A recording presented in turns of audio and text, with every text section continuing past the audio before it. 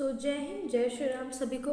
Welcome back to the channel guys. So today we are gonna discuss comedy of manners. ठीक, तो देखो BA जो literature के students हैं उनके लिए ये जानना बहुत ही ज़्यादा इम्पॉर्टेंट है कि कॉमेडी ऑफ मैनर होता क्या है। जैसे कि कॉमेडी लिखने को आएगा तो आप लोग लिख ही लोगे कि आखिर कॉमेडी है क्या। जैसे ट्रेजेडी का एक डेफिनेशन है एरिस्टोटल ने, वैसे ही कॉमेडी का भी एक डेफिनेशन दे रखा है। ठीक, but the comedy of manner is very different. जैसे अब आप सोचो, आपको दे दिया जाता है ना टाइप्स ऑफ कॉमेडी में, तो आप लोग जनरल आंसर कैसे फ्रेम करते हो मैं बताती हूँ। तो स्टूडेंट्स बहुत ही ईजिली ये चीज़ कर लेते हैं। इनको टॉपिक दिया जाएगा comedy of humour, that is a type of comedy of course. तो भाई ये बहुत ज़्यादा फनी होता है, ठीक है, इस चीज़ पे बात करेंगे। The comedy of love and romance में इसमें लव ट्रायंगल दिखा देंगे। जब कॉमेडी ऑफ मैनर आता है तो बंदे फंस जाते हैं, क्योंकि उनको पता नहीं होता है कि भाई इसमें है क्या। ऊपर से भाई टॉपिक ही ऐसा है कॉमेडी ऑफ मैनर, अब इसमें क्या ही ब्रेनस्टॉर्मिंग करके बंदा लिखेगा, ठीक है। तो इसीलिए मैंने सोचा कि कॉमेडी ऑफ मैनर पे video banana is very necessary, क्योंकि ट्रेंड बताता है कि बच्चों को सबसे ज़्यादा ये क्वेश्चन फंसाता है। ठीक, ओके। सो बेसिकली आज हम लोग पढ़ेंगे कि जो कॉमेडी ऑफ मैनर है उसको कौन कौन से नामों से जानते हैं।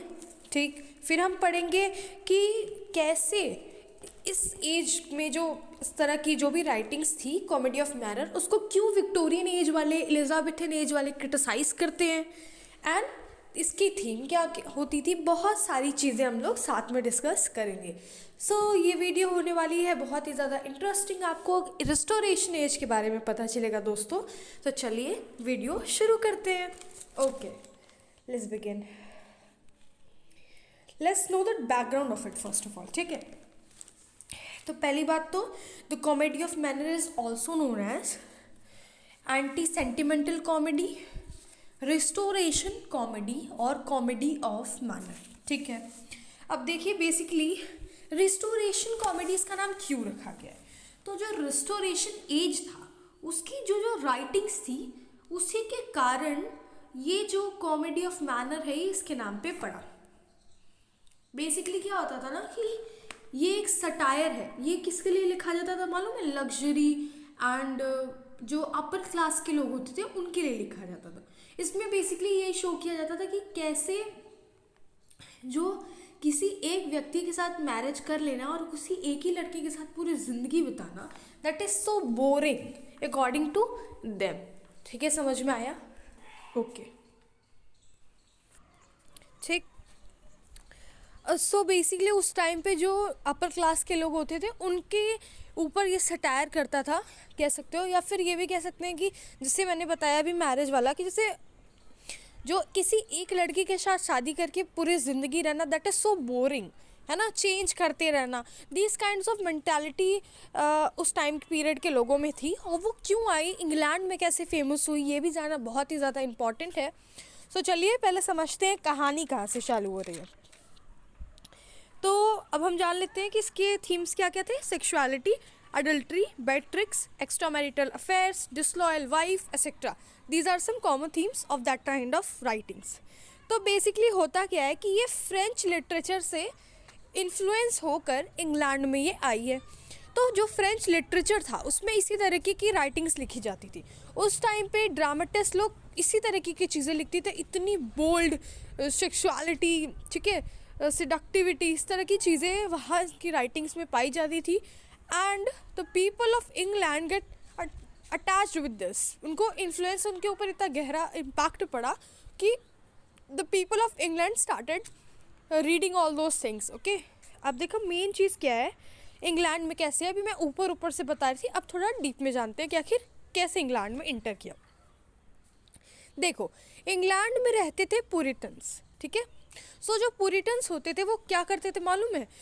उन्होंने बोला कि देखो हमारे जो पूर्वज हैं Adam and ewe, so basically Bible के कॉन्टेक्स्ट की बात कर रही हूँ, एडम और ईव, बाइबल कहता है कि एडम और Eve is the first person जो कि इस अर्थ पर आए थे, ठीक है, वो उनकी बात की बात है।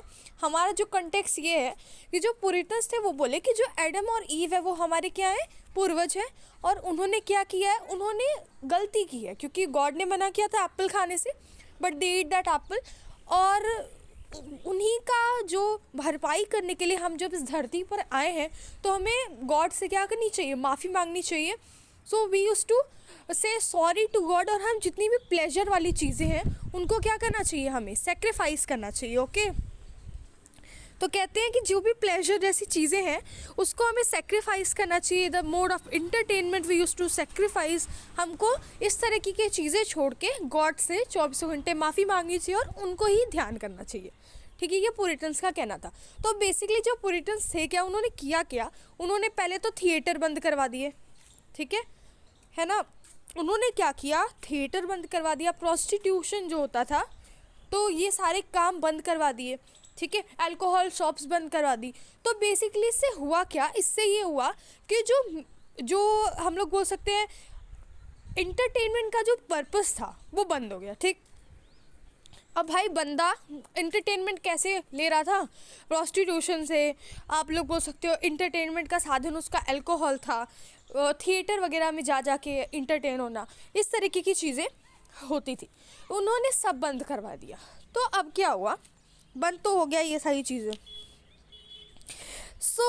जब इंग्लैंड वालों के पास कोई भी इंटरटेनमेंट के साधन नहीं थे तो उन्होंने देखा कि जो फ्रेंच का जो लिटरेचर है उसमें इंटरेस्ट आने लगा इंग्लैंड वालों को. उन्होंने देखा कि जो फ्रेंच का लिटरेचर वो किस किस चीज़ों पर बात करता है. तो मैंने आपको बताया कि जो फ्रेंच का लिटरेचर था वो क्या है, vulgarity.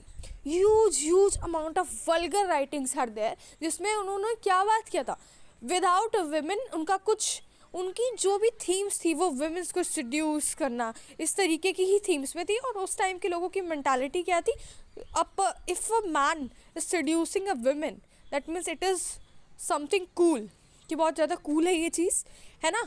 And they are like yes इसमें ही तो महानता है. And someone who is not doing this that is called मतलब uncool and not good. They do not treat that good in a good ways. ठीक है, तो अब आप सोचो कि जब राइटिंग्स में ये लिखी जा रही हैं तो पीपल क्या कर रहे हैं, उससे अट्रैक्ट हो रहे हैं. इंग्लैंड के लोगों को फ्रेंच का लिटरेचर अच्छा लगने लगा. ठीक है, ओके. सो बेसिकली फ्रेंच का जो लिटरेचर था ना वो कॉमेडी वगैरह पता है कैसे लिखता था, seduction, extra marital affairs, bed tricks, sexuality, जो मैंने अभी पहले बताया. तो उस टाइम की जो सोसाइटी जिसमें ये ट्रेंड फैल गया कि if a man is doing this it is good, क्योंकि लिखा भी जा रहा है. तो हम जो बोलते हैं कि जो हम लिखते हैं, जो हम पढ़ते हैं, उसका हमारे दिमाग पे असर हो रहा है. सो मैं कुछ गलत नहीं कह रही आई गेस. तो अगर आप अच्छा पढ़ोगे, है ना, तो आपके दिमाग में अच्छी चीज़ें आएंगी. जब आप इस तरह का चीज़ें पढ़ोगे तो आपके दिमाग में उसी तरीके के ख्यालात आएंगे. आप गलत तरीके से जो है मोल्ड होगे. तो वहाँ पे लोगों की जनता में ये ट्रेंड आ गया था. अब क्या हुआ कि मोनार्की इंग्लैंड में फिर से रिस्टोर हो गई. तो मोनार्की रिस्टोर हो गई तो कौन किंग था बच्चों, चार्ल्स सेकेंड. सॉरी बच्चों, I am also a student, how can I say that, I am really sorry. So students, okay, students is much better, mates, okay. तो चार्ल्स सेकेंड जो थे उन्होंने क्या किया, मोनार्की को रिस्टोर किया. ओके, मोनार्की रिस्टोर हो के, अब मैं बता दूँ, जो चार्ल्स सेकेंड है वो एक नंबर का अय्याश था, है ना. मतलब इसको खुद ही सारी चीज़ें, मतलब इसको जितना हो सके उतना उसे प्लेजर चाहिए था. एक नंबर का अय्याश था, है ना. तो क्यों अय्याश था, क्योंकि इसकी 12 नाजायज़ औलादें थी, है ना. यानी 12 विमेन से इसने बिना किसी, जो बोलते हैं ना, टाइटल का एक रिलेशनशिप बना लेना, और उसके बाद उससे जो किड्स होते हैं वो मतलब बोलते हैं नाजायज़ औलाद, जिसका कोई नाम नहीं होता ना, फादर नेम नहीं होता है. तो ये इतना बड़ा याश था. अब आप सोच लो इसने क्या किया, इसने जो पुरिटन्स का जो लॉ था कि थिएटर नहीं चलेगा और ये मतलब कुछ भी इस तरीके के राइटिंग्स वगैरह सब कुछ बंद करा दिए थे ना अल्कोहल ने. इसने सारे रिस्ट्रिक्शंस हटा दिए. उसने बोला कि हम थिएटर भी देखेंगे, ठीक है, हम थिएटर वगैरह वाला कुछ नहीं सीन करने वाले. थिएटर तो भाई चलेगा. उस टाइम पे रात में थिएटर नहीं चलते थे, है ना. एलिजाबेथन टाइम में, जैकोबियन टाइम में रात में जो है थिएटर बंद हो जाता था. पर रिस्टोरेशन एज में हुआ क्या, रात में थिएटर चलने लगे. ठीक है, थिएटर वाला काम उसने चालू करा दिया. उसने जो रूल था, और उसने ये भी बोला, पहले उस टाइम पे होता क्या था ना कि जो भी थिएटर में परफॉर्म कर रहे होते थे उसमें से सारे के सारे मेल होते थे. विमेन को थिएटर में जाना अलाउ नहीं था. मैं रिस्टोरेशन एज की बात नहीं कर रही हूँ, मैं जैकोबियन एज की बात कर रही हूँ. रिस्टोरेशन एज में चार्ल्स सेकेंड, चार्ल्स जो थे चार्ल्स सेकंड, उन्होंने क्या किया कि देखो जो फीमेल का कैरेक्टर है वो फीमेल ही करे तो ज़्यादा बेटर है।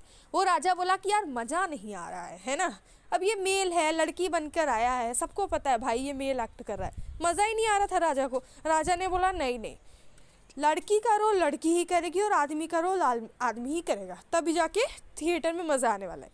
इसने कहा कि औरतें भी थिएटर में अब जा सकती हैं, रात को थिएटर चलेगा ही चलेगा, और जो पर्सन है लेडी का रोल एक लेडी ही करेगी।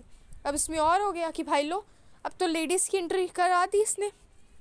ओके, देखो जो राजा था वो अपने आप मनमानी कर रहा था, ये इसलिए नहीं किया था वो क्योंकि उसको विमेंस को उसको राइट्स देना था। विमेंस को तो इनइक्वालिटी उस वक्त होती थी, जैसे जो विमेन परफॉर्म कर रही है थिएटर में तो लेडी है इसलिए उसको कम सैलरी मिलेगी, और जो पर्सन है that is the actor which is performing male, उसको ज़्यादा सैलरी या फिर जो भी पैसे मिलते थे वो उस अकॉर्डिंग था। उसने ये चीज़ें हटवाई क्यों? ताकि उसको मज़ा आ सके, सिंपल, उसको प्लेजर चाहिए था। वो सोचा कि यार ये लड़का है, लड़की वाला रोल कर रहा है, क्या है ये सब, मेकअप करे, पता तो है ना हमें ये लड़का है, तो लड़की रोल करे वो ज़्यादा बेटर है। ओके, तो जो रिस्टोरेशन कॉमेडी थी उसमें इसी तरीके की चीज़ें मतलब राइटिंग्स में लिखा जाने लगा, और धीरे धीरे जो फ्रांस का जो भी मतलब वल्गैरिटी थी वो आप इंग्लैंड में देख सकते हो ड्यू टू चार्ल्स सेकंड, क्योंकि चार्ल्स सेकंड ने सब कुछ अलाउ कर दिया, जो पुरिटन्स बना करके गए थे वही वही चीज़ें लिखी थी। तो जो लिटरेचर था और जो थिएटर में जिस तरीके के प्लेस हो रहे थे वो सारी के सारे that is bold, that is all about sexual intercourse, और कुछ कुछ जो ड्रामेटिस्ट हैं जिनका अभी मैं नाम लेने वाली हूँ वो क्या करते थे, इन्हीं में से एक है जिन्होंने कहा कि देखो प्ले में अगर विमेन को बेवफा ना दिखाया जाए वो प्ले इंटरेस्टिंग बनेगा ही नहीं। यानी इनके अकॉर्डिंग ये दिखाना है कि एक विमेन कितना हद तक गिर सकती है ना, और बेवफा होगी तो ही उस कॉमेडी में मज़ा आने वाला है। That is the real thing. Okay, मैं अपने मन से नहीं बता रही हूँ। तो चलो ये इस तरह की जो भी कॉमेडी लिखने वाले जो पर्सन हैं उनके कुछ नाम्स को डिस्कस कर लेते हैं। The big 5 of restoration comedy. तो फर्स्ट है हमारे जॉर्ज साहब, उन्होंने लिखा है she would if she could, ठीक है, जिसको परफॉर्म भी किया गया था थिएटर में, और थिएटर में इतनी ज़्यादा भीड़ मच गई थी कि आधे लोगों को तो वहाँ से जाना पड़ गया था because the seats were so full. ठीक, ओके। द सेकेंड है हमारे विलियम साहब। विलियम साहब ने लिखा है the way of the world, ठीक है। इन्होंने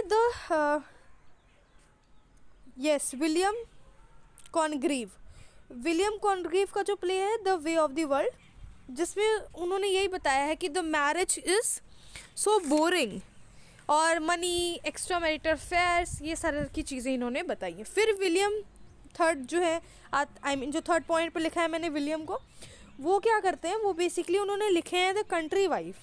द कंट्री वाइफ में बेसिकली क्या होता है ना, मतलब ऊपर से बता रही हूँ कि एक मैन होता है, फिर वो अपने आप को हिजड़े में कन्वर्ट कर लेता है, उसके बाद बहुत सारे विमेंस के साथ मतलब वो विमेंस को सिड्यूस करता है।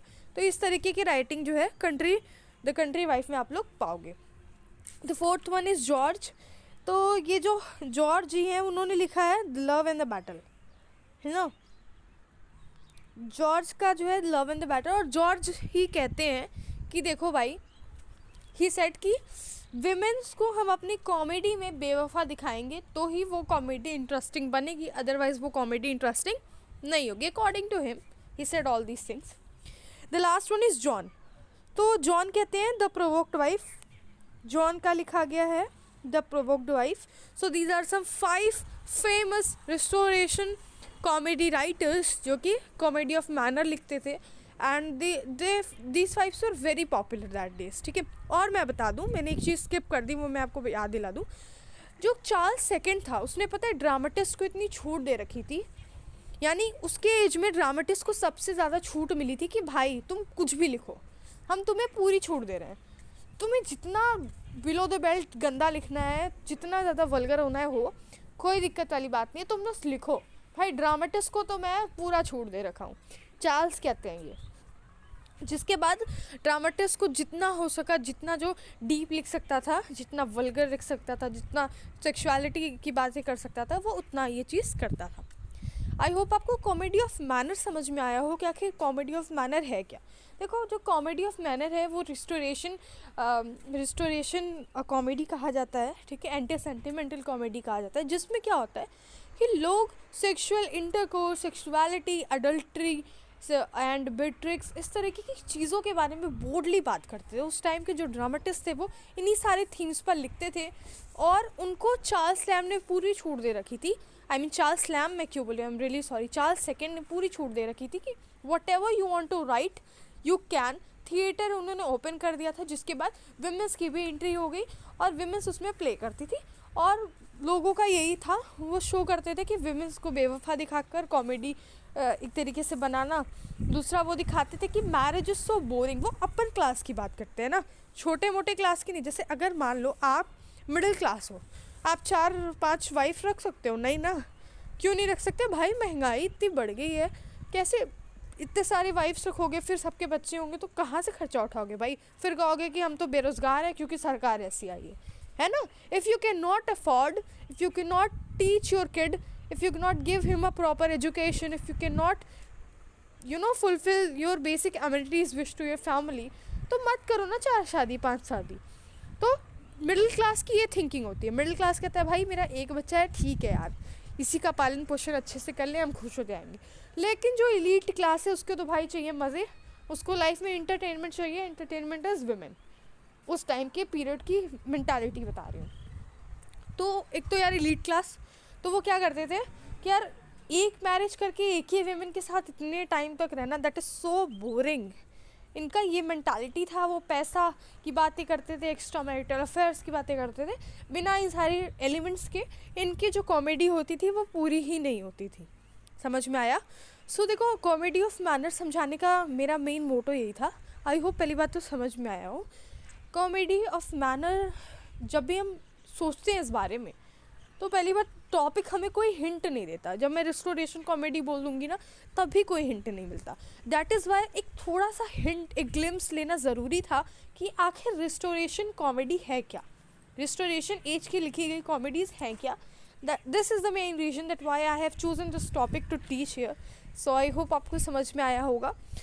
Thank you so much guys for watching this videos. For more videos subscribe to the channel. अगर आपको किसी और चीज़ के लिए वीडियो बनवानी हो तो you can comment me, I will watch each and every comment of yours. Even I use to give the reply, it is something a kind of question also. मैं रिप्लाई करती हूँ, आप लोग कमेंट करिए। मैं डेफिनेटली उस चीज़ के ऊपर अगर लगेगा वीडियो बनाने लायक, definitely I will made that video on your question. Thank you so much guys, keep loving, keep supporting. जय श्री राम।